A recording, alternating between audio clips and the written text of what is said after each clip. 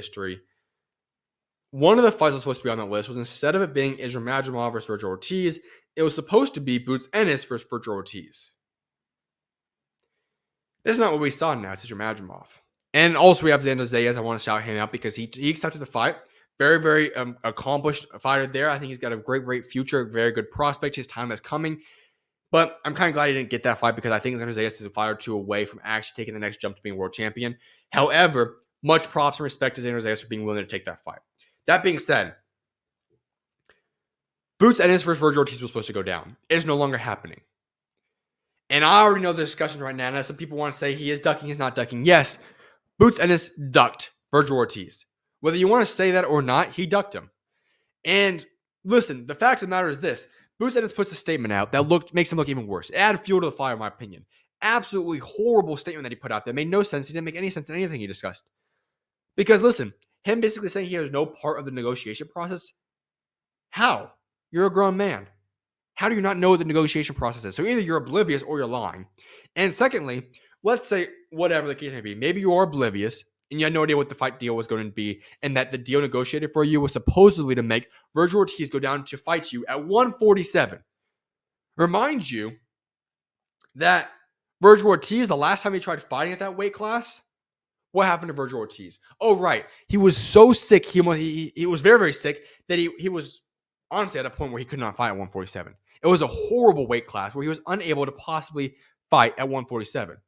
That was the situation for Vergil Ortiz. There was no shot anywhere in this world that he was possibly going to go down and fight Boots Ennis at 147.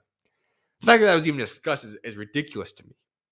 And so once he found that out, the answer should have been very, very quickly if he was truly oblivious and said, you know what? No, my bad, guys. We're fighting him at 154. Let's go get him. It was the perfect fight for you. Go up at 154. Go fight a guy that you can go prove yourself against. Go fight yourself against a guy at 154. Have a massive fight there and prove yourself. Just a couple months ago, listen to the statement he said.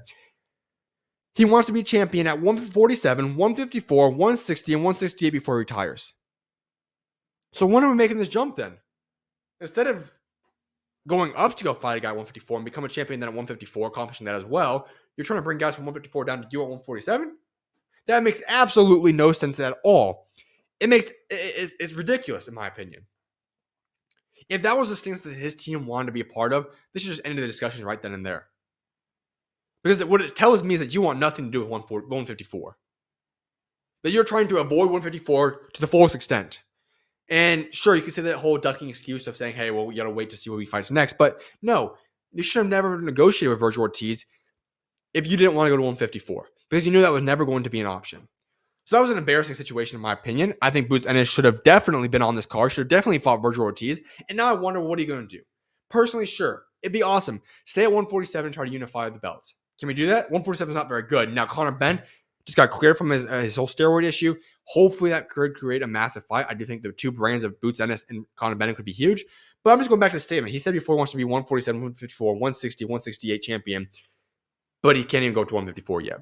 Blows my mind. I don't understand it whatsoever. But this is it. I don't get this situation. Makes no sense to me. It's obviously a ducking situation. And does he go up to 154 ever? I have no idea right now, folks. It would be a good fight to see him fight Vergil Ortiz. It should have happened already. It didn't. I can't make anything else about that statement there. And what I have to wonder is, hey, we already had an issue earlier this year with Boots Ennis in another fight. Brian Norman. There's a whole fiasco that went down there. So now two of the biggest fights that have ducking incidences in it. Now, I don't know if it's completely Boots Ennis' fault in the last one, but whatever the case may be, both of these guys, he's a part of two of the biggest ducking situations of the year in the United States at least. And so, yes, he didn't, between that situation, this situation, and also not having the most dominant performance against Karen, the hype and the doubters are going to continue to quickly rise. Now, I'm not sold off on Boots Ennis. I still think he's an incredible fighter.